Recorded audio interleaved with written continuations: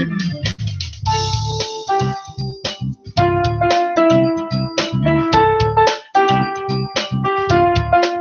afternoon. It's that time again. It's Miss B on IntellectualRadio.com. And once again, I would like to welcome you as you come into my garden.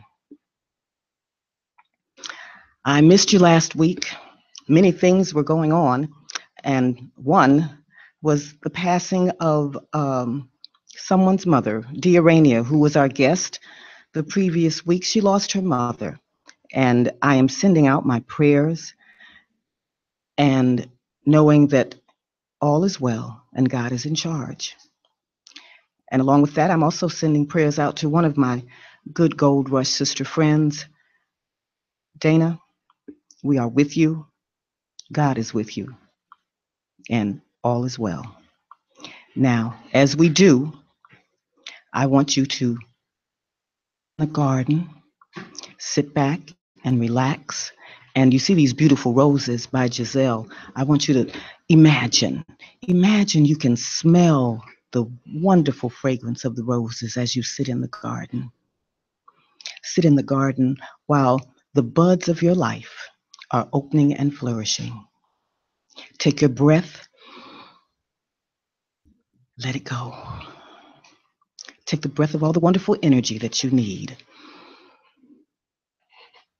And let go of anything that is not for your highest good.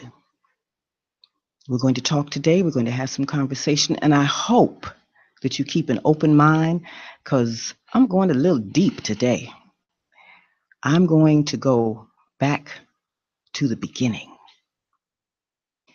In the beginning, God created the heavens and the earth was without form and void.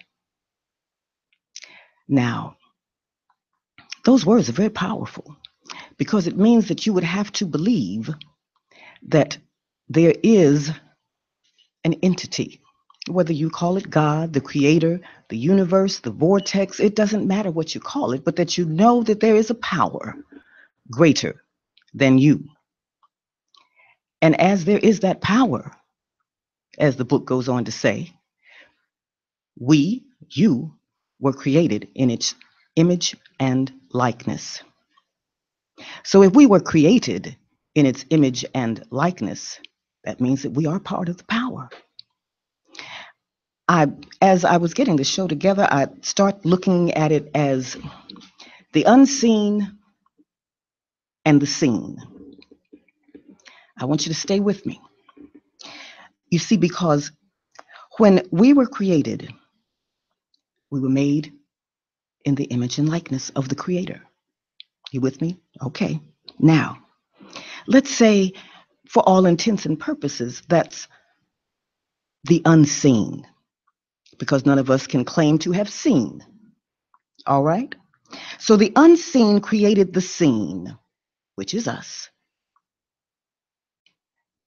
And since we were created from the unseen in the image and likeness and became the seen, we are now a part of that unseen. Remember, with every drop of water, when it goes back to its origination, it is all part of that body. Remember the snowflakes. Each snowflake is individual unto itself. But when it falls and forms, it beforms this mound of snow that all looks the same. All right, we're going to go a little deeper. As the seen, which is us, we have the ability to create. We create in our thoughts. We create things that benefit us and that don't benefit us, but they are all a part of our creation. Now, as I was thinking about this, I went back to the Garden of Eden. Okay? Now, in the Garden of Eden, God made man. And then God was still lonely. So he took a rib from man and made woman. That's the way the story goes. Now, here's where it gets really deep for me as a woman. Eve decided, because the Creator gave she and Adam free will and choice, she decided to listen to a contrary thought coming from a serpent. Now, we've always looked at those serpents and snakes as being bad, but he they have their purpose like everything else in the universe. So she listened to that serpent as it said, you really ought to take a bite off of this apple. Because if you take a bite off of this apple, you will have the knowledge of the Creator, because that's the apple of knowledge. Well, Miss Eve took the bite. Now,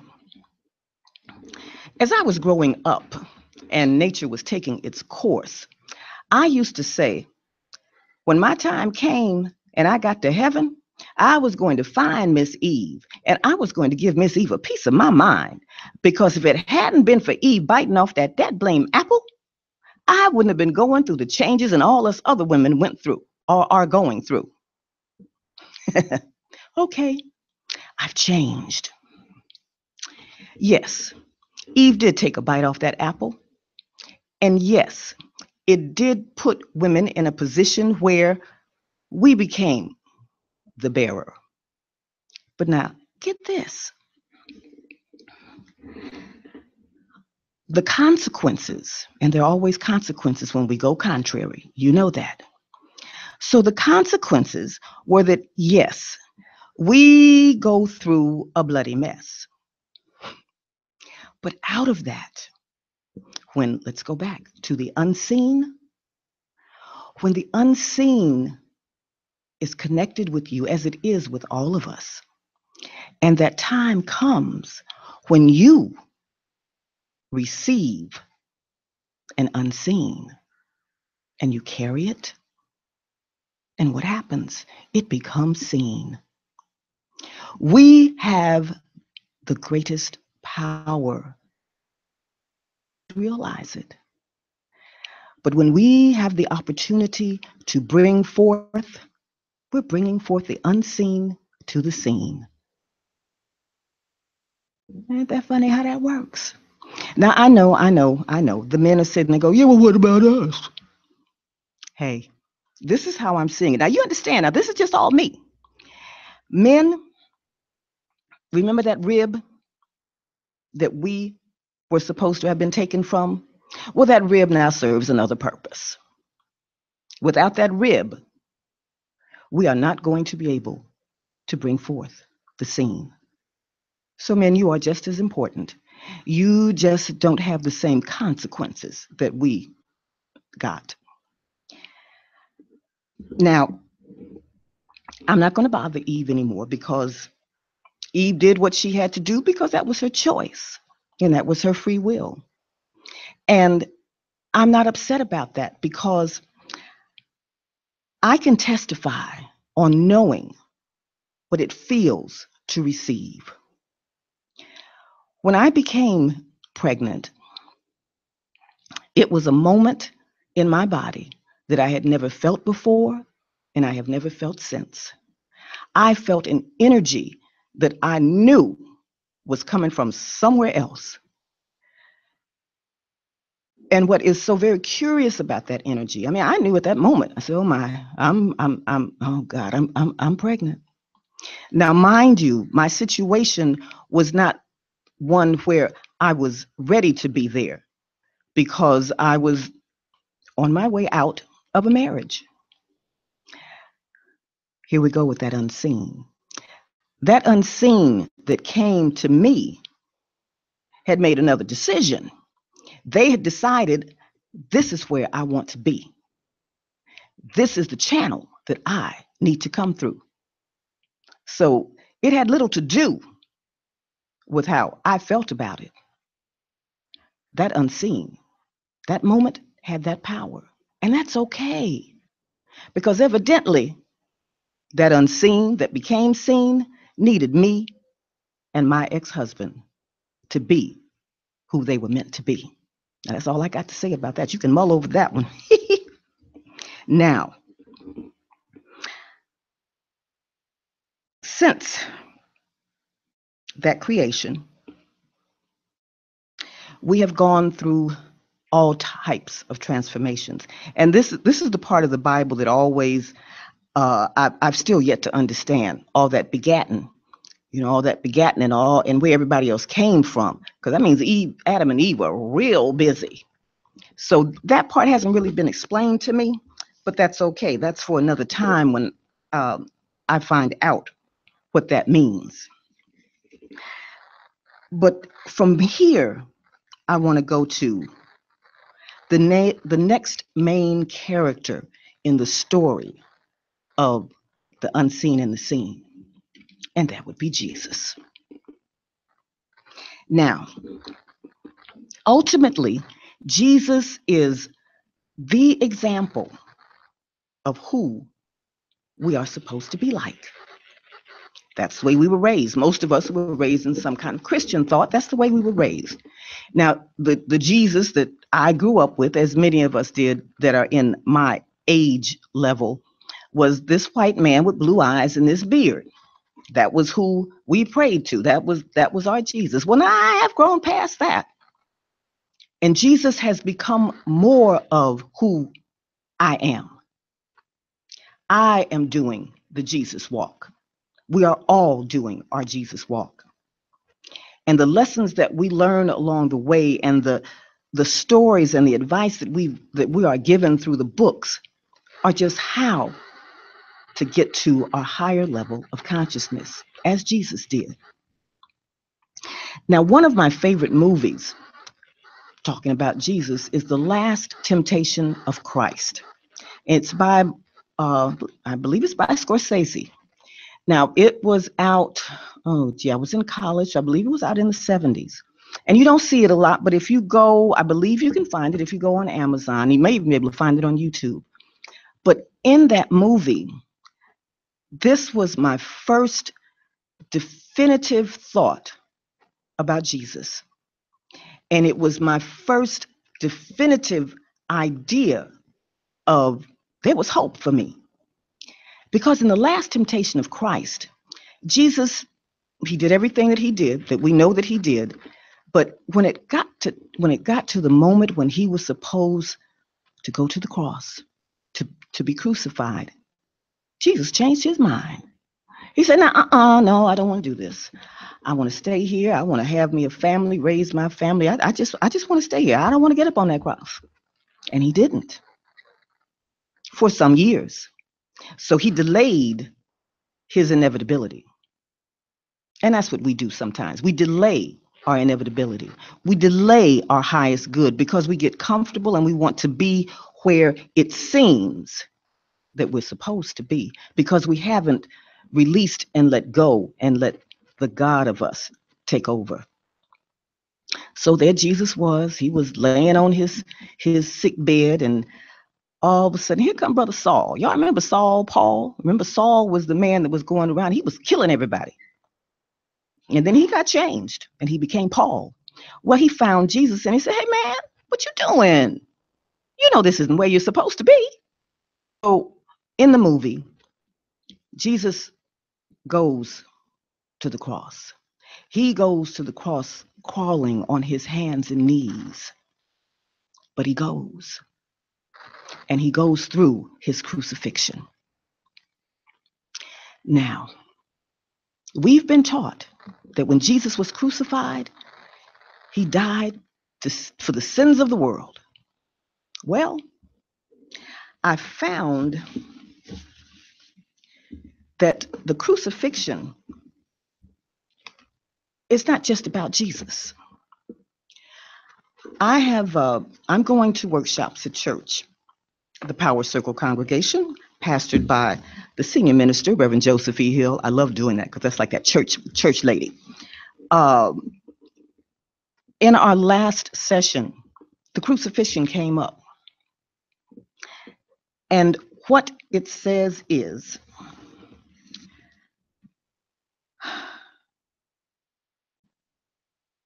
consciousness slays itself by detaching itself from that which it is conscious of being, so that it may live to that which it desires to be.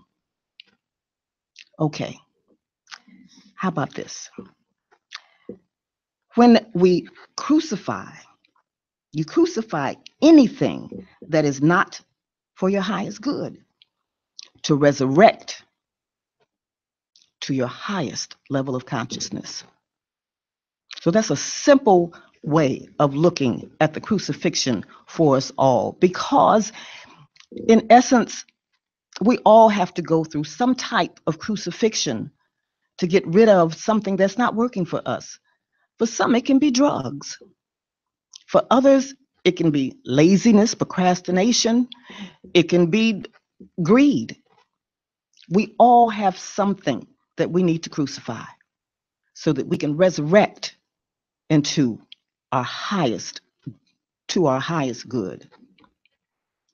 The being who is crucified is your awareness of being. The cross is your conception of yourself. The resurrection is the lifting into visibility of this conception of yourself. Remember that? Unseen and seen. The thing to be resurrected in your case is that which you desire to be. So when you're going through life and you have dreams, but for some reason, whatever reason, you're stuck. You don't believe you can do it. Somebody says you can't do it. You listen to the song that says you can't do it. It's not true.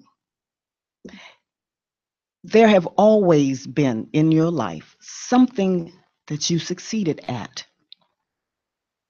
Rediscover what that is and how you got to that point. Baby, you grew, you crawled, and you walked. You grew teeth and you chomped on food and you talked. I remember when my son was around 10 months old. Now, this is about, remember when I told you about my son and his coming through?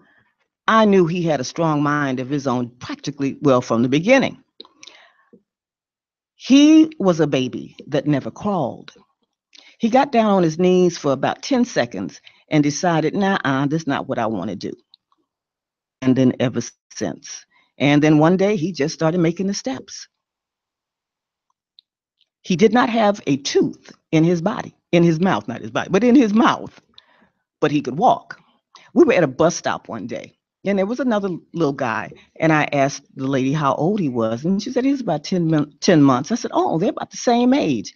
That young man had a mouthful of teeth, and he really wasn't walking very well.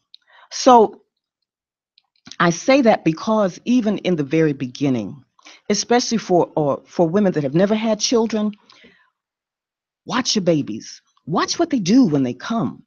Watch how they are, even when they're inside you, and know that you can talk to them and they listen.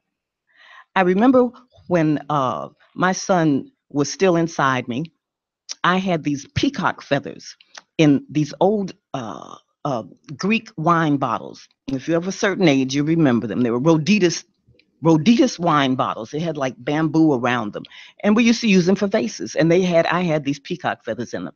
So I used to sit and talk, and I'd say, look here, when you get here, I don't want you messing with these flowers. I just want you to leave these alone. I just hope you understand. I did this several occasions.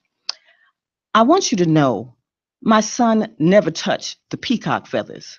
However, what he did do, we had a cat, and the cat had a nice, long, fluffy, full tail.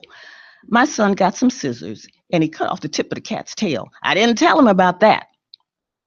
So talk to your children when you're carrying them.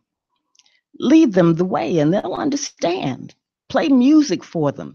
Give them things to look forward to when they come through, because I learned too late that they take all this stuff in. All right, back to my resurrection and my crucifixion and resurrection. I say that because those things that you're doing that are not suiting you, and you know they're not suiting you, you have to find your way to make that step by step, to make that change. I wonder, because I was listening to Michael Jackson's Man in the Mirror, and it always puzzles me that he could make a song clearly about looking at yourself in the mirror and changing. But for whatever reason, he couldn't find that change for himself.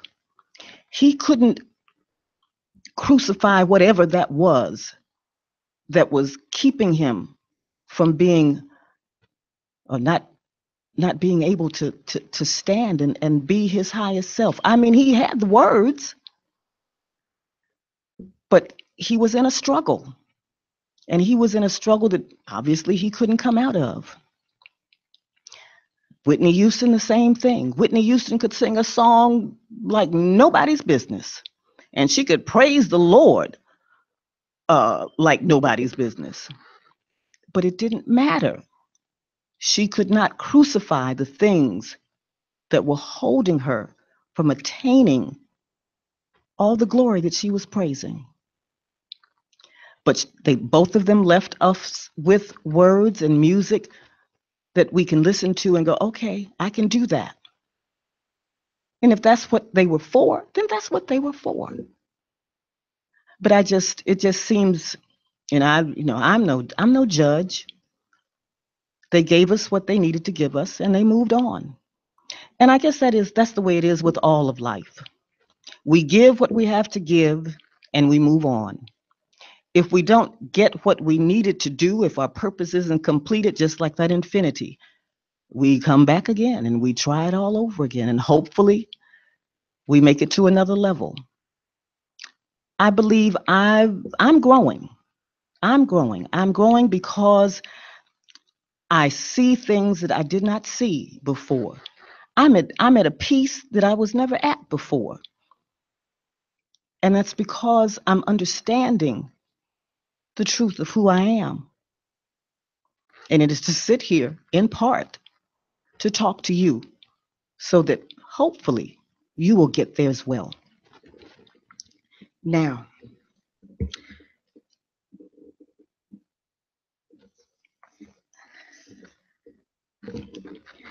remember I say that there are no accidents, there are no coincidences. Everything comes as it's supposed to come, wrapped in the packages that they're wrapped in. And even though there are contrary things that are going on, they're there for a purpose. Everybody isn't all sunshine and light. It would be wonderful if we were, but we're not. And that's for a reason and a purpose. Whenever things go on, they're there either to inspire us or kickstart us somewhere else. Even when you look at all the bills that you get, those appearances of, I don't know how I'm going to get through this. And you look at it and you go, you want to pull your hair out. And I'm learning it's not going to help. Whatever it is that you have sitting in front of you, there's only one way to get through that. Lay your hands on them and say, God, this is yours. I can only do what I can do, and you're going to have to make the rest of it and take it through. And that's all you can do. I'm going to tell you, it works, but it doesn't happen overnight. You have to sit and be still with yourself. When I ask you to breathe at the beginning of the show, I'm asking you to breathe and let go. You have to breathe and take in energy that is going to work for you. You have to let go of anything that is not working for you. You have to read. You have to find ways to meditate and get in the silence and know that you are love. Know that you are peace. Know that you are joy. Know that you are one with the one that sent you. Everyone can't get there. and we are all at different levels. But as long as I'm supposed to, I will keep on talking to you. I will keep on loving you.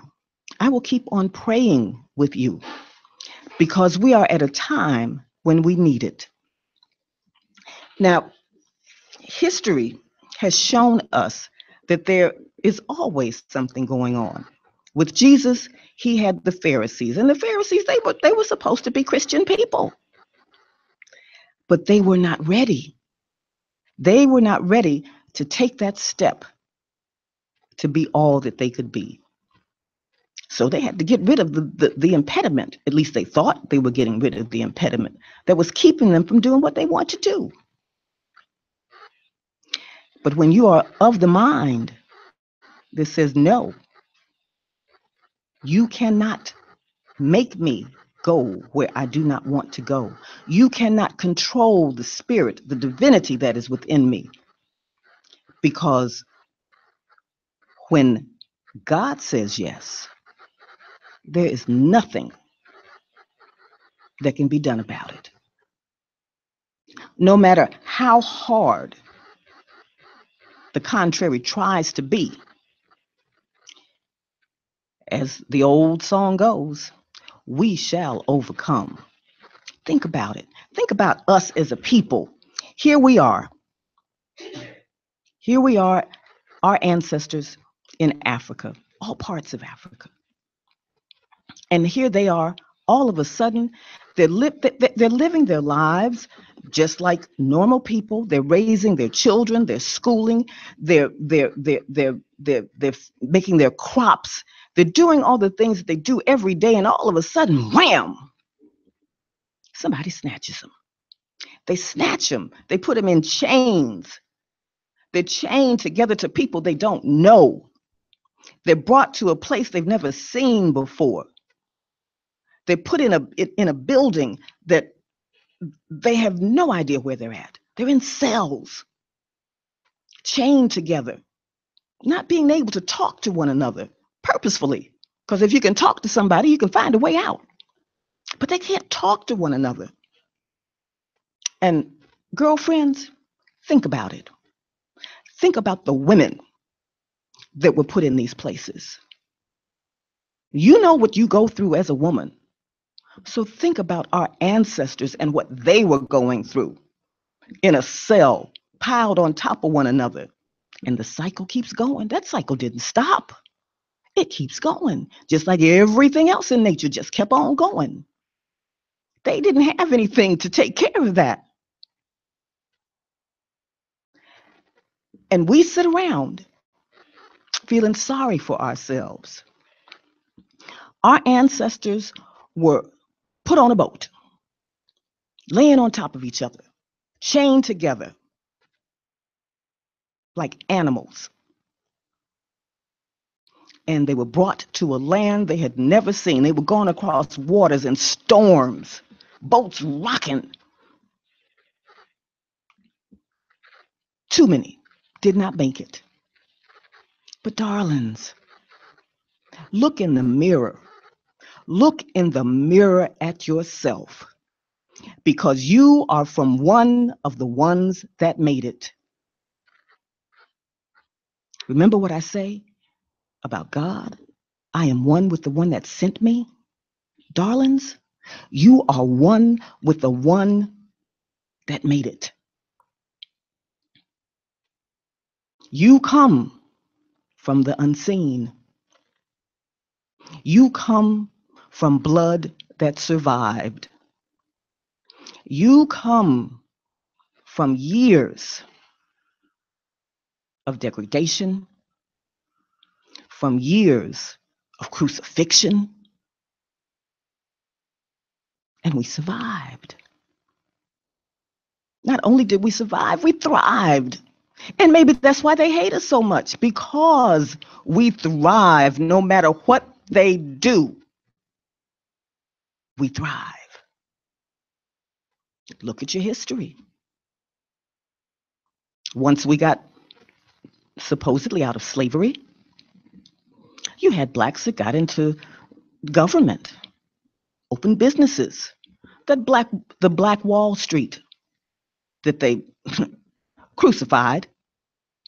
Do you realize that if we had been allowed to, this could be our country? And maybe they knew that. And that's why they've done everything they can to make sure that we don't make a way. But there is always those of us that will make a way. We will always find a way to stand because that is who we are.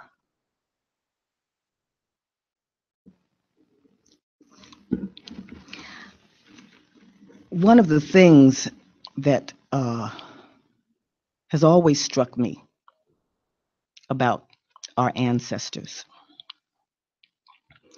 is that we we don't know. We don't know what tribe we came from. We don't know what part of the continent we came from. When I went to Africa, um, and I went to one of these places where some of our ancestors made their passing through, we went into the lower level, and there were the cells and the bars, and there was an aroma, an odor. And the only thing I can liken it to is it was death.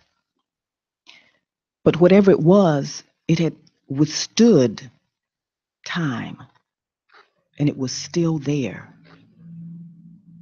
in 2000. Do you hear me? That that smell could not be sanitized away. It was still there.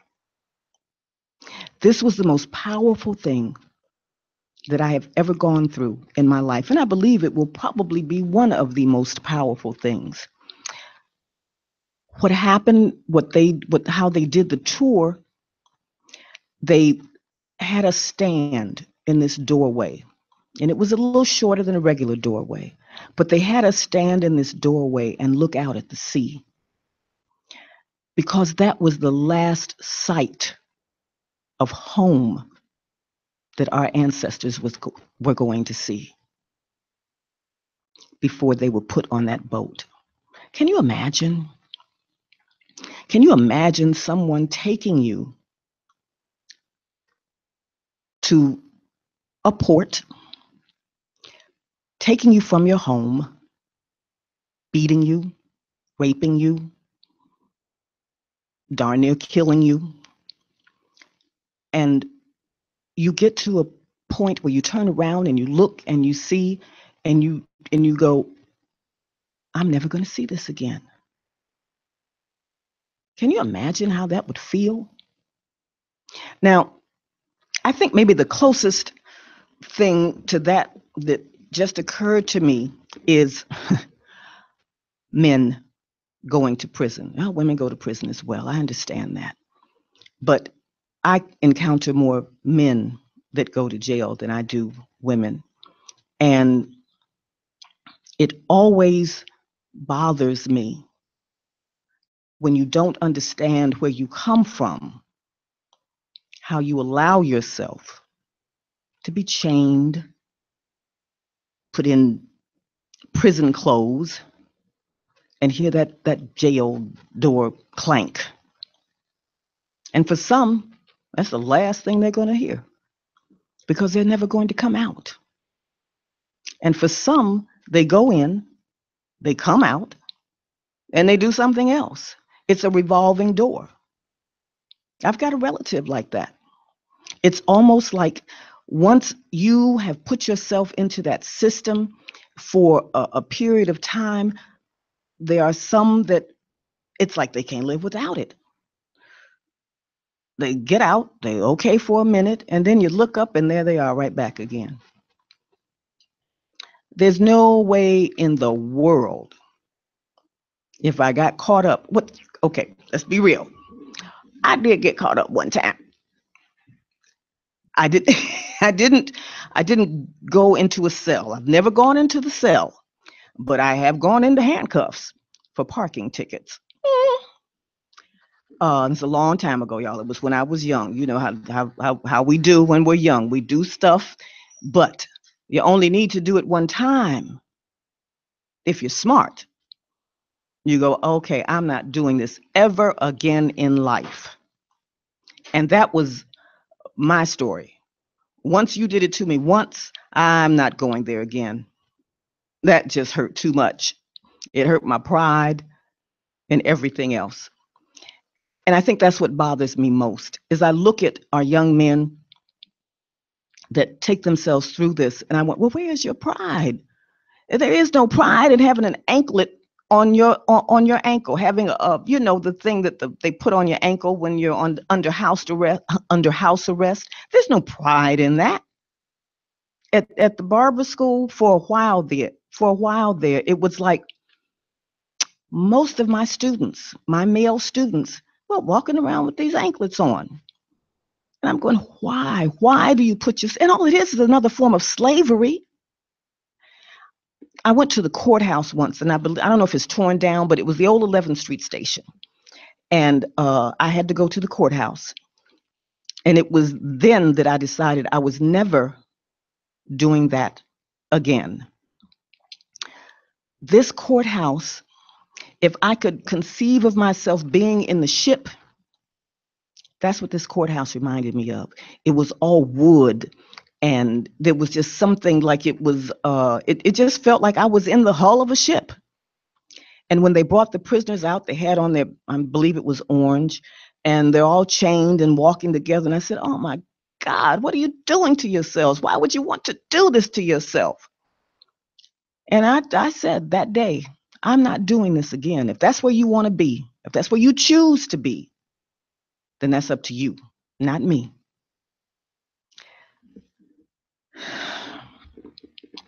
Which brings me to another point: choice. When you start to go on your path where you want your buds to bloom into the best that they can possibly be, sometimes you have to make some difficult choices. And sometimes it means that some people aren't going to make that journey with you. And that could mean family. Sometimes we just have to know that we have to let go. And we have to know that we send all the blessings that we can so that maybe we'll see you again. You know what they say about that due season? People pass in and out of our lives. But in that due season, if they're meant to be there, they will be there. But we cannot stay around because they don't want to move. When it's your time to move, you got to move. You got to go.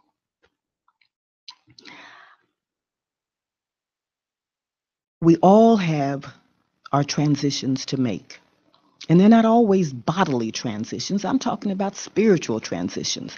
We have transitions where we have to take ourselves from being in a position where saying, well, I can't, to yes, I can. Look at the people around you that are doing it every day. Look at how far, when you think about it, look at how far we've come. And I realize there's some mess going on, but it doesn't matter because look at the cycle.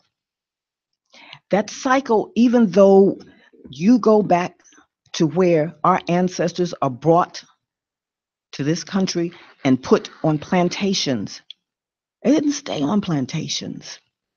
They got out, they got homes, they got businesses, they built schools, they served in the military. They always, when they wanted to, they excelled. And doing that, look at what has become. There's someone that I know that teaches a workshop where if you want to believe, before we come from that unseen to the seen, We make our drama. We make our story. We make our scenarios because of the things that need to be done or be moved. And she used the Trayvon Martin situation as a possible scenario. That those two got together before they became the scene and said, okay, this is what needs to happen now in order to make a movement. If you want to go there, it could be possible. Because if you think about the unseen is nothing, is everything. Not, I won't say nothing. It is everything that is the energy of life. It is everything that brings forward all the things that happen. So if this is my last go round, when I get back to the unseen, then I will become part of that energy, part of that force, part of that vortex, part of that universe, part of that space that is not controlled by anything, but that moves and grooves and just is the sea of all there is. I know that that's going to be hard for people, some people to understand, and some of you, you get it. But as we grow, and you look at us, because we have grown, you take Rosa Parks. If it had not been for Rosa Parks sitting down on that bus, the day she sat down on that bus and said, oh, no, that's me. I ain't going nowhere today. You're going to have to take me off this bus. It inspired a movement. There came Dr. King. Who's to say that Dr. King and Rosa didn't have a meeting in that unseen and said, this is what we have to do?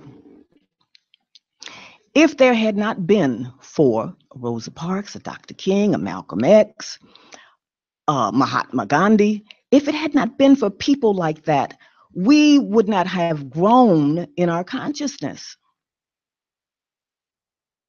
We've produced beauty, music, fashion, writing, you name it, we've done it. And we produced the first Black African American president of the United States of America. And as much as they try, you can't nullify that. You can't void it. It's a fact. And there's nothing you can do about it. You can try to denigrate it, but you can't. Because what was done, the effect is lasting. All you're doing is making yourself look simple. I'm going to, when I come back, I have a song today, and this is one of my all-time favorite artists. I'm going to give you as a closing for today and the cycle of life. I'm going to read you some Prince when I come back.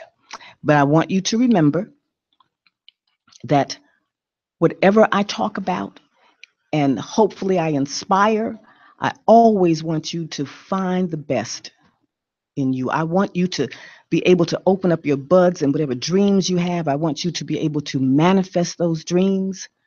I want you to be able to come to me and say, girl, I got this. Because we do. We got this. No matter what comes, we got this. So I want you to listen now. This is a little Diarrhea. And don't forget, Saturday's coming up. I haven't heard from some of you, so I need to hear from you. So I want to see you at Diarrhea's at the Spa Theater. So we're going to take a break now, and this is Miss B on IntellectualRadio.com.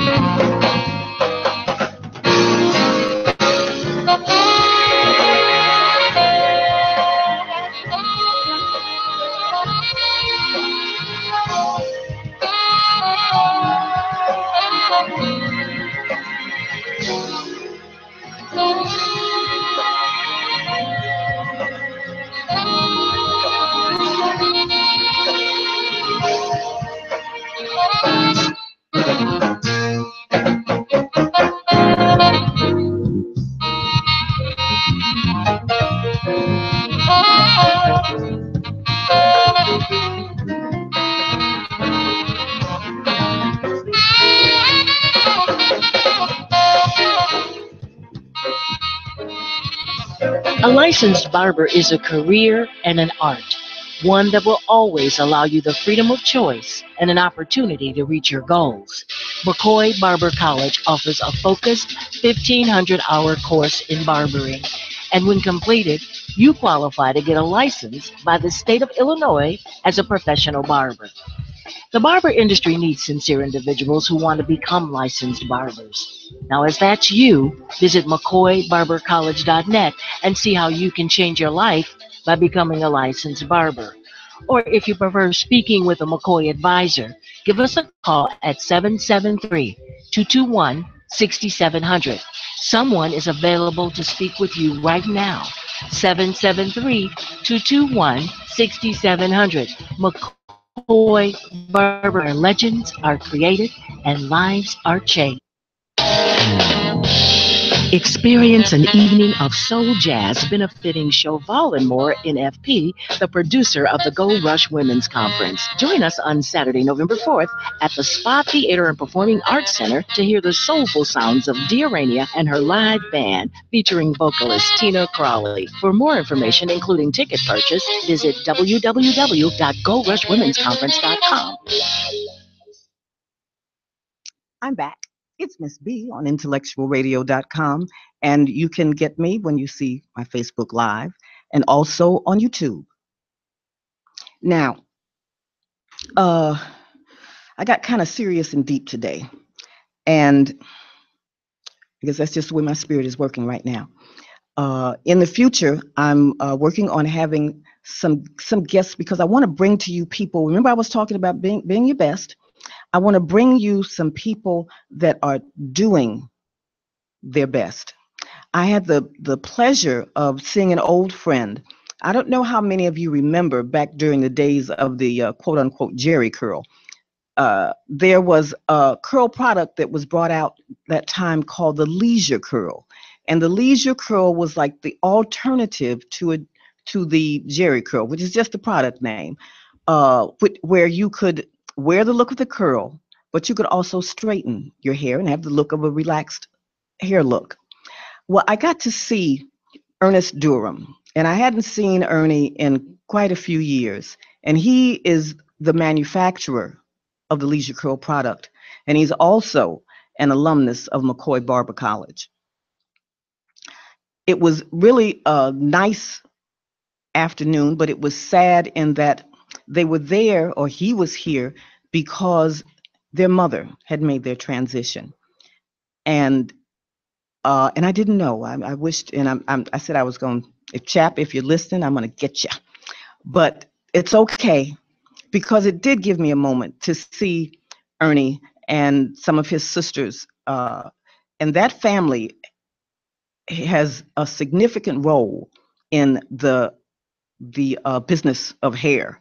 And I'm going to try and get one or a couple of them to come on and talk to us, because this is an example of a family who had a mission and watched their brother, and they followed their brother and made their own way. Ernie created the leisure curl, and then Chap created the Chizap product, excuse me, which is used for when you're giving razor lines. Now, barbers, you know what I'm talking about. And then they have sisters that have created other products in hair that are more in the cosmetology side. But I just wanted to give a shout out to them also. And I know that they will miss their mother greatly. But they did her proud. And let me do my commercial now. On this coming Saturday is, if you heard, listen to the spot. It's the Gold Rush Women's Conference first fundraising event. It's going to be on Saturday at the Spa Theater in Park Forest. If you still want to get your tickets, you can inbox me and I can get that for you. I can make that happen. The other thing is that on November 11th, that is the Power Circle Congregation's anniversary, 22 years of standing on principle. And that's going to be held at Tinley Park, and that's on November 11th. And then on November 12th, the Reverend Derek Wells is going to be speaking at the Power Circle Congregation at 3 p.m. So we're going to have a full, wonderful weekend at the Power Circle Congregation, which is 9350 South Chicago Avenue. And if you are interested, you can inbox me as well about that. Now, I told you that I was going to give you some Prince today. One of my favorite songs by Prince is 7. And those of you that are Prince fans, I know that you're familiar. So here we go. All 7, and we'll watch them fall. They stand in the way of love, and we will smoke them all. With an intellect and a savoir-faire, no one in the whole universe will ever compare. I am yours now, and you are mine. And together we'll love through all space and time. So don't cry.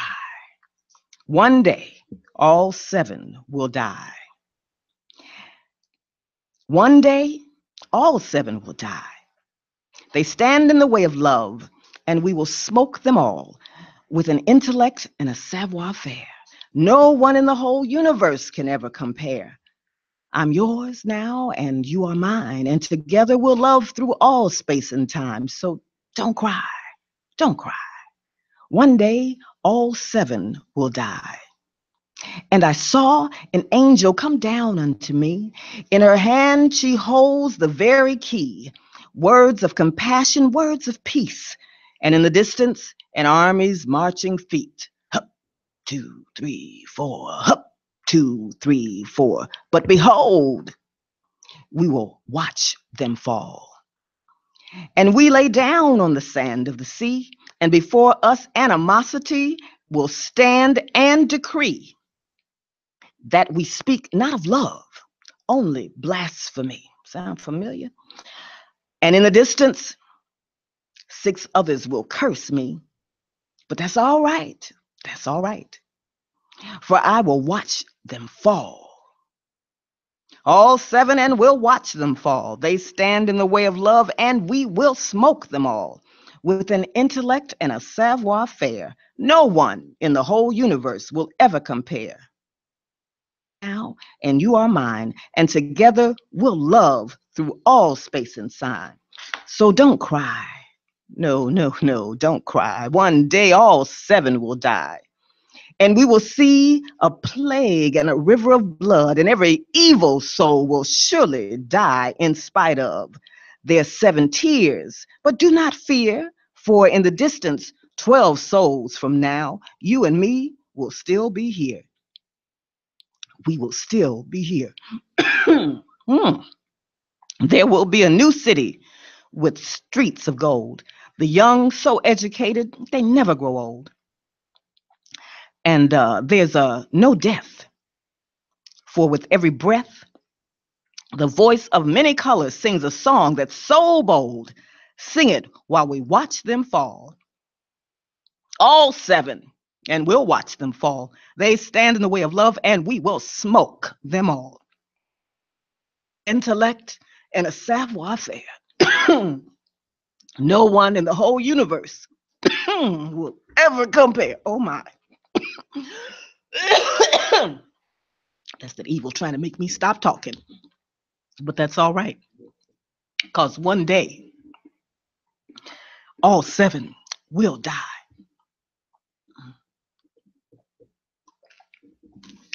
And I guess that's saying to me, my buds, I'm going to stop talking for today. But I wish for you, as always, open those buds and live the best life you can. And this is Miss B, a little choked up, but I'm on IntellectualRadio.com, and thank you for coming into my garden.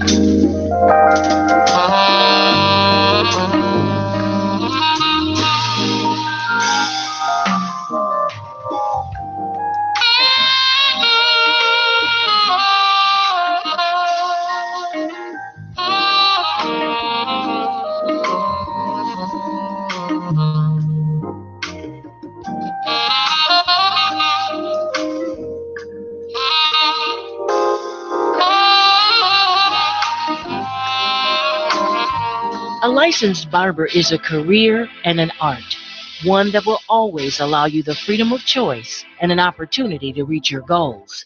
McCoy Barber College offers a focused 1,500-hour course in barbering, and when completed, you qualify to get a license by the state of Illinois as a professional barber. The barber industry needs sincere individuals who want to become licensed barbers. Now, if that's you, visit McCoyBarberCollege.net and see how you can change your life by becoming a licensed barber. Or if you prefer speaking with a McCoy advisor, give us a call at 773-221-6700. Someone is available to speak with you right now.